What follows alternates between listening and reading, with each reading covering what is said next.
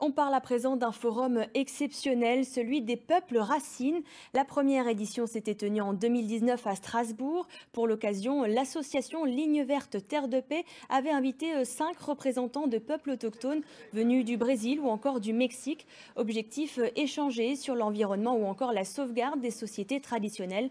Tout au long de ce forum, ces peuples s'étaient rendus dans des entreprises, dans des écoles et même à la cathédrale de Strasbourg. Pour en parler, nous sommes avec Philippe Studer, le président de l'association. Bonsoir. Bonsoir. Alors, cette année, il va y avoir une nouvelle édition qui va se tenir, mais ce sera une édition à distance, 100% digitale. Comment ça va se passer? Alors, ça sera effectivement une version un peu inédite, mais on ne va pas changer une formule qui a fait ses preuves.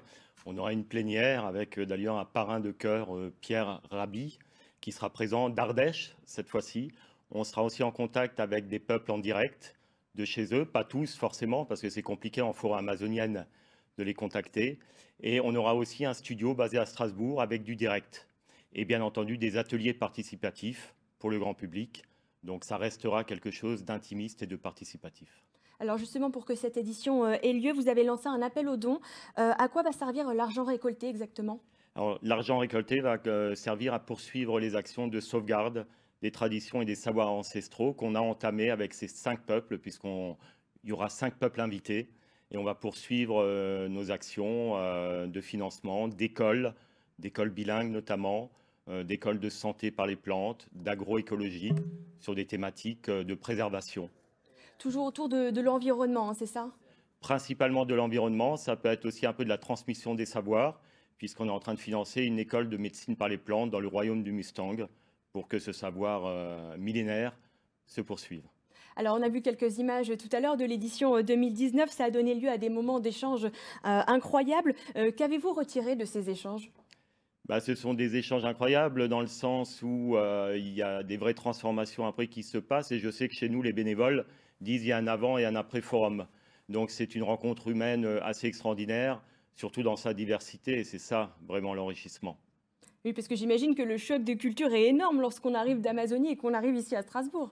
Alors, le choc de culture est énorme, c'est peut-être cette énergie qui nous manquera, mais je dirais, on va la compenser. Et quand vous arrivez le matin et que vous voyez un Navarro en train de saluer un Indien tapis-râpé, c'est vrai que ça fait dresser les poils, hein. Qu'est-ce qu'eux vous disent quand ils arrivent ici d'ailleurs?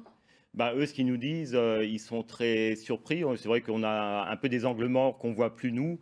Ils nous disent déjà, un exemple, on a visité la cathédrale de Strasbourg, ils ne comprennent pas que notre chaman soit cloué sur une croix. Ils ne comprennent pas qu'on ne se dise pas suffisamment bonjour. Ils ne comprennent pas qu'on mette des machines entre les humains. Le robot à travers les vaches, c'est incompréhensible pour eux. J'imagine, et on peut se poser la question aussi, comment eux ont vécu cette année particulière? Alors, ils l'ont vécu différemment physiquement. D'un point de vue spirituel, ils sont tous, je dirais, au même niveau. Tout ce qui est extérieur, ça ne les touche pas. Ils gardent la sérénité. Donc, ils font un vrai travail spirituel sur eux. Et tout ce qui est extérieur ne les touche pas. Très bien. Eh bien, écoutez, merci beaucoup, Monsieur Studer, d'être venu sur ce plateau pour en Merci. parler avec nous et on suivra ça de près. Merci Merci. beaucoup. Merci.